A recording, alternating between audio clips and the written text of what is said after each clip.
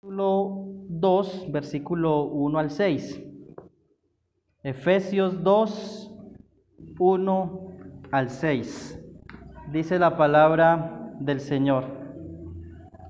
Y Él os dio vida a vosotros cuando estabais muertos en vuestros delitos y pecados, en los cuales anduvisteis en otro tiempo, siguiendo la corriente de este mundo, conforme al príncipe de la potestad del aire, el espíritu que ahora opera en los hijos de desobediencia, entre los cuales también todos nosotros vivimos en otro tiempo en los deseos de nuestra carne, haciendo la voluntad de la carne y de los pensamientos, y éramos por naturaleza hijos de ira, lo mismo que los demás. Pero Dios, que es rico en misericordia, por su gran amor con que nos amó, aun estando nosotros muertos en pecados, nos dio vida juntamente con Cristo. Por gracia sois salvos. Y juntamente con Él nos resucitó y asimismo nos hizo sentar en lugares celestiales con Cristo Jesús. Hay una coma, el texto sigue, pero hoy solo vamos a mirar hasta ahí.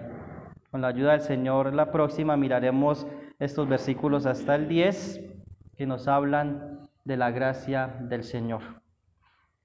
Entonces, tenemos varias cosas en este texto. Yo quiero mirar básicamente 4 puntos y hacer más énfasis en el primero. Los últimos 3 lo vamos a tocar con menos detalle, o por lo menos no son tan amplios. Y los puntos es,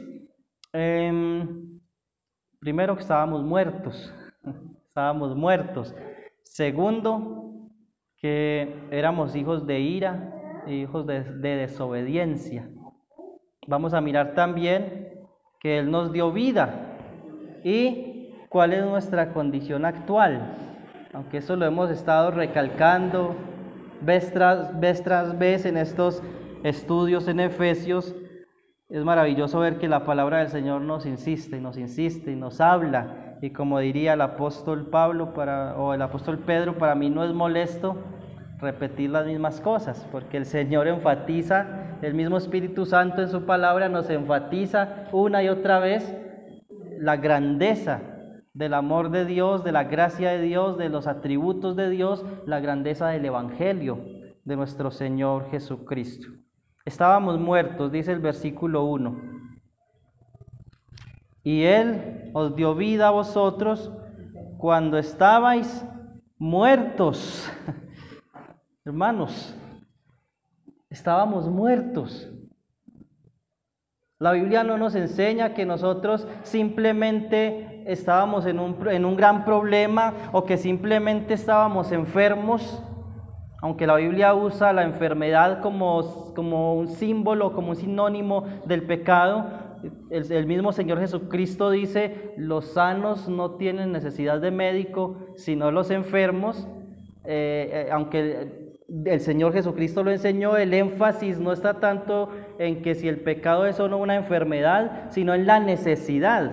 Ahí es donde está la enseñanza, por decirlo así, o la comparación. No, el énfasis no está en la enfermedad, sino en la necesidad que todos los seres humanos tenemos del Señor Jesucristo, y la necesidad que las personas ven de Cristo cuando reconocen que están mal, que necesitan a un Salvador.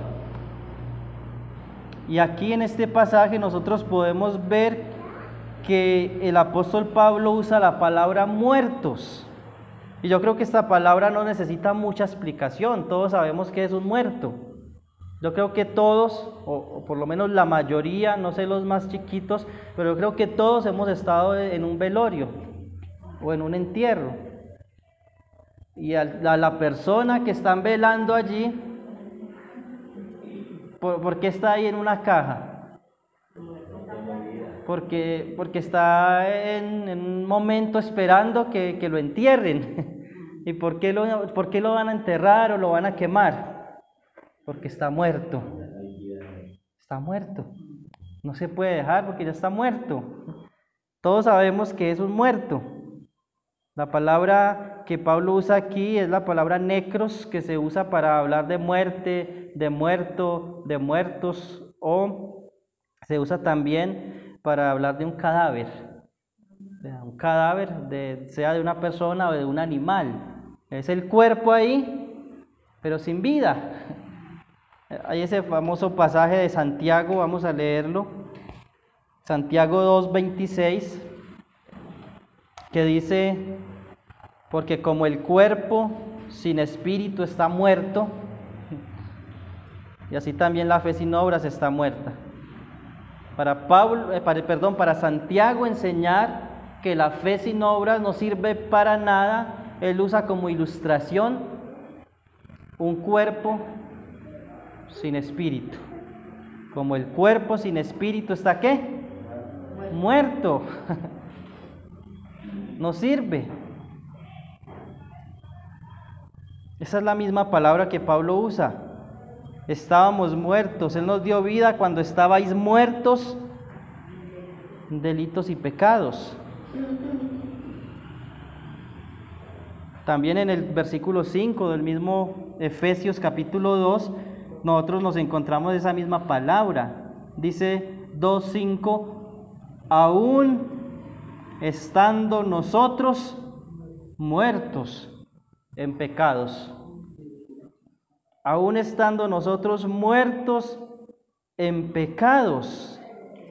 El Señor Jesucristo le dijo a Nicodemo en Juan capítulo 3, versículo 3, respondió Jesús y le dijo: de cierto te digo que el que no naciere de nuevo no puede ver el reino de Dios. También en el versículo 5 de Juan 3, respondió Jesús: de cierto te digo que el que no naciere de agua y de espíritu no puede entrar en el reino de Dios. Jesús le está diciendo a Nicodemo: usted tiene que nacer de nuevo, usted tiene que volver a nacer. Y por implicación, lo que Jesús le está diciendo a Nicodemo, ¿qué es? Está muerto. Por implicación, y hay muchos pasajes en las Escrituras que dicen que estamos en una condición que, si la podemos comparar a la perfección con algo, es con la muerte.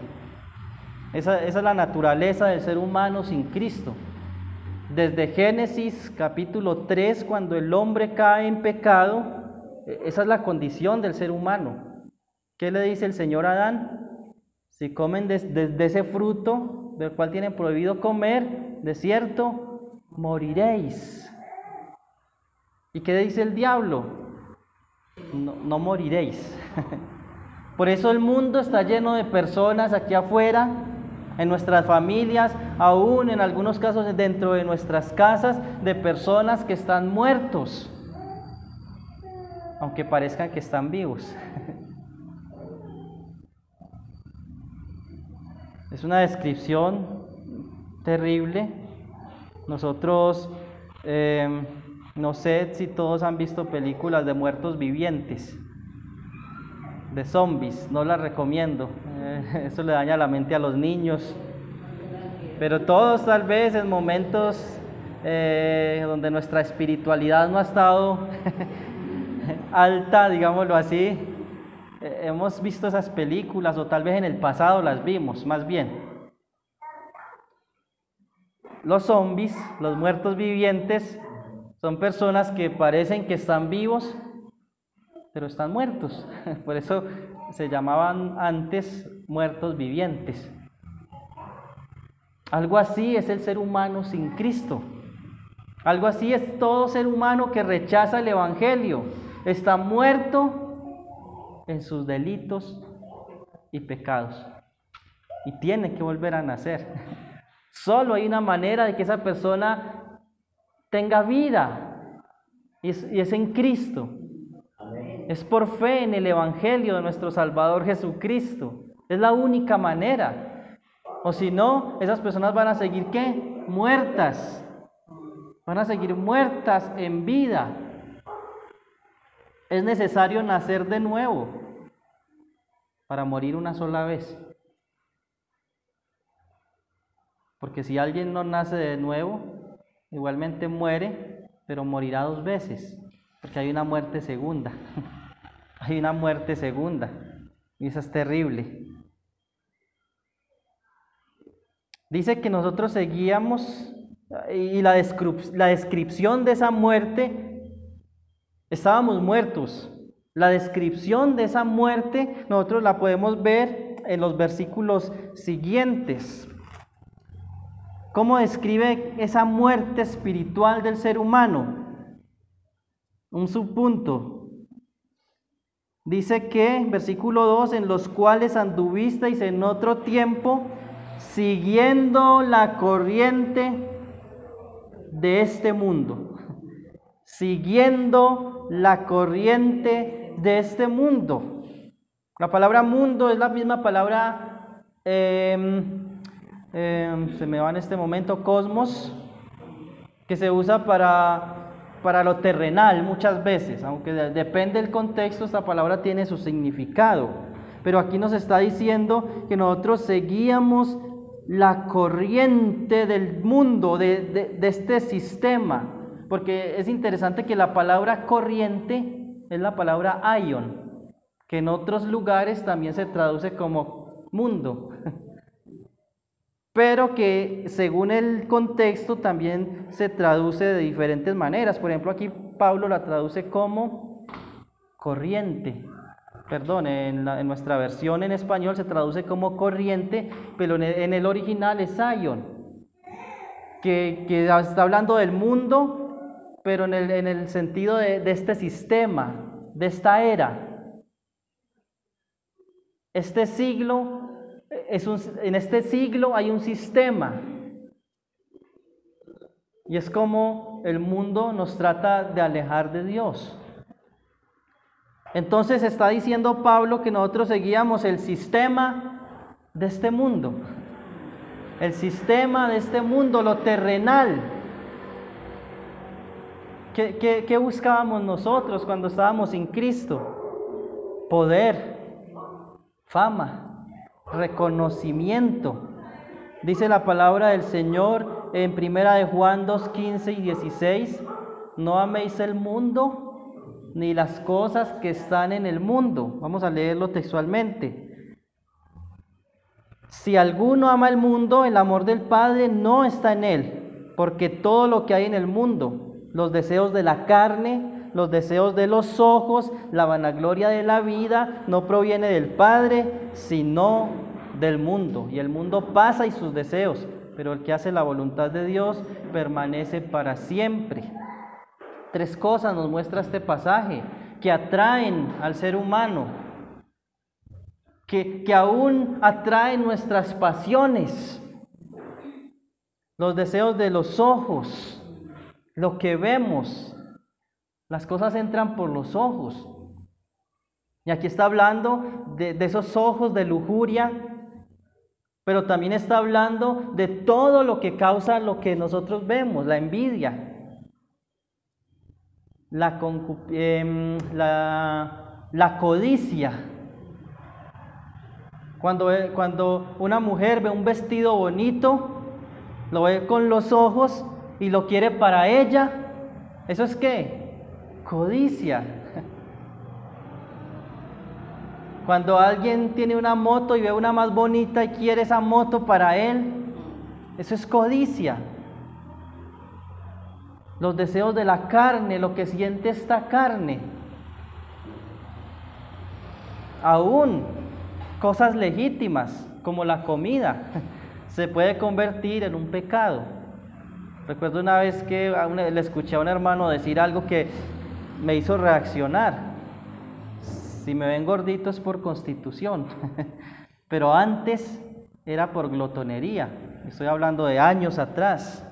Yo no veía problema en eso, pero un día escuché a alguien predicando y decir: la glotonería o la gula es el pecado menos confesado del pueblo de Dios.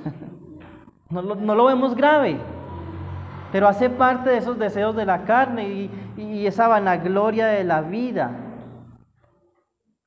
Creer que somos Dios, creer que tenemos el control de nuestra vida. que podemos hacer lo que queramos con nuestra vida, porque es que soy yo. Pero la Escritura dice, si usted es de Cristo, usted ya no se pertenece.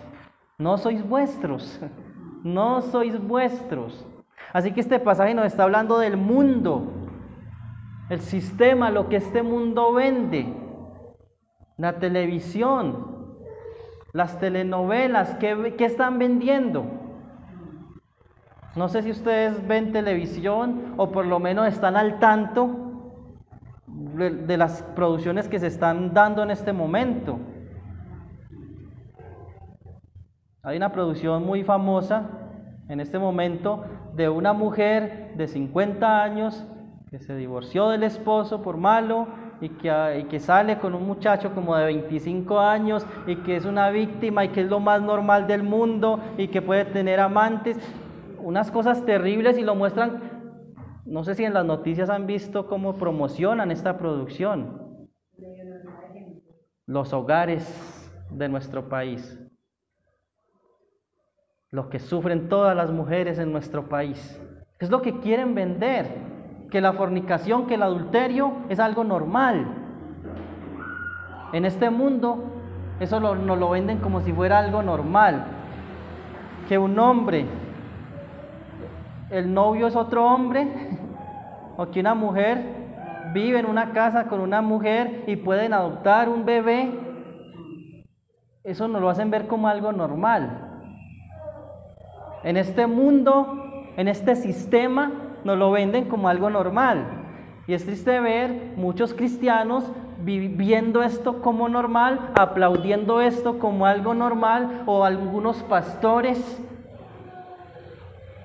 pseudo pastores, falsos pastores, aplaudiendo estas cosas, promoviendo estas cosas.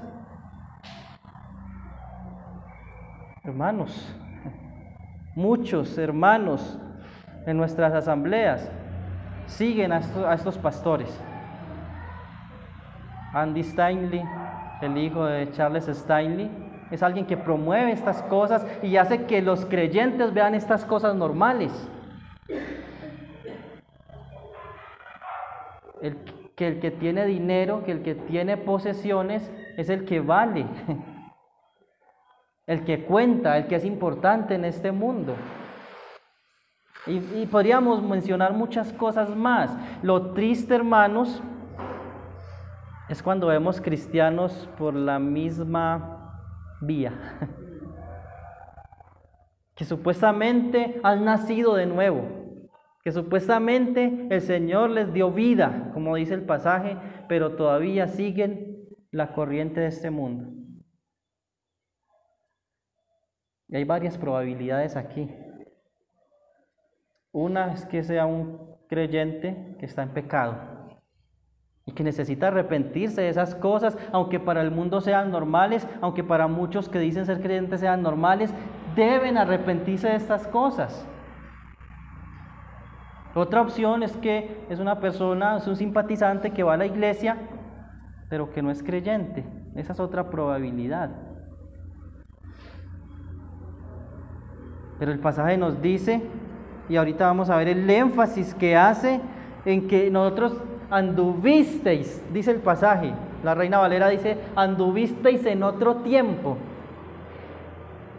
¿Se acuerdan cuando estudiábamos, y los hermanos han citado mucho ese pasaje en 1 Timoteo 1, cuando dice que, cuando Pablo hablando dice, habiendo sido yo antes perseguidor, injuriador, blasfemo. Está hablando de que era antes. ¿Qué dice la Escritura? Las cosas viejas pasaron. Aquí Pablo está diciendo, en los cuales anduvisteis en otro tiempo. Seguíamos la corriente de este mundo. El versículo 3 dice, en los cuales también todos nosotros vivimos en otro tiempo.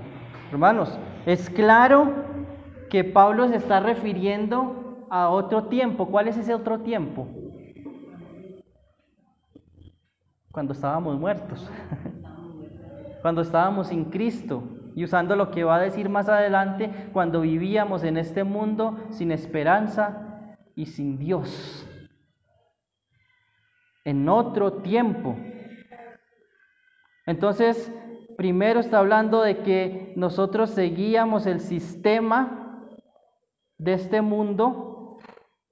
Eran pasiones mundanas, está hablando de las pasiones mundanas como leímos en 1 de Juan 2:15 al 16 y como también dice Colosenses 2:8. Vamos allí a ese pasaje un momentico. Vamos a volver ahorita a Colosenses 2 nuevamente. Por ahora leamos el versículo 8 que dice: mirad que nadie os engañe por medio de filosofías y huecas sutilezas según las tradiciones de los hombres, conforme a los rudimentos del mundo y no según Cristo. Conforme a los rudimentos, conforme a las enseñanzas del mundo. Hay religiones que el mundo promueve y es interesante ver que aún el mundo promueve un supuesto cristianismo, pero sin Cristo. Un supuesto cristianismo donde no se le da la gloria a Dios. Un supuesto cristianismo donde han cerrado la Biblia. El mundo lo promueve. No, hermanos. Ni pasiones del mundo, ni enseñanzas o filosofías o rudimentos del mundo, pero también la Escritura nos habla de una sabiduría que es mundana. Primera de Corintios 3:19. Primera de Corintios 3:19. Dice la Escritura: porque la sabiduría ¿de qué? La sabiduría de este mundo es insensatez para con Dios, pues escrito está: Él prende a los sabios en la astucia de ellos. La sabiduría de este mundo. Y gente que se cree inteligente y personas que se creen brillantes, se creen intelectuales porque leyeron 2 o 3 libros de filosofía alguna vez, porque ven videos de filosofía, o porque han leído un libro de psicología, o han hecho un curso de psicología, o algunos han hecho una carrera de psicología, pero eso es basura para Dios. Para Pablo eso fue basura. Él dice: todas esas cosas las estimo como pérdida y las tengo por basura para ganar a Cristo. Esa es la sabiduría del mundo. ¿No les parece triste, hermanos, que en muchas iglesias hoy día se ha perdido la consejería bíblica? En el siglo XVII, aún en el siglo XVIII, a los cristianos, a los pastores, a los ancianos de las iglesias, se les conocía como los doctores del alma. Los doctores del alma. Porque con la consejería bíblica resolvían los problemas en la iglesia, animaban al desanimado, al afligido, con las escrituras y con la guía del Espíritu Santo. Hoy no. Hoy en Estados Unidos le pueden estar cerrando la iglesia a alguien si no hay alguien que haya hecho la carrera de psicología en la iglesia para que dé la consejería. Pero lo sabio de este mundo es insensatez para Dios. Hermanos, y lo que es insensatez para Dios debe ser insensatez para el creyente. Lo que para Dios es basura, para nosotros debe ser igual basura.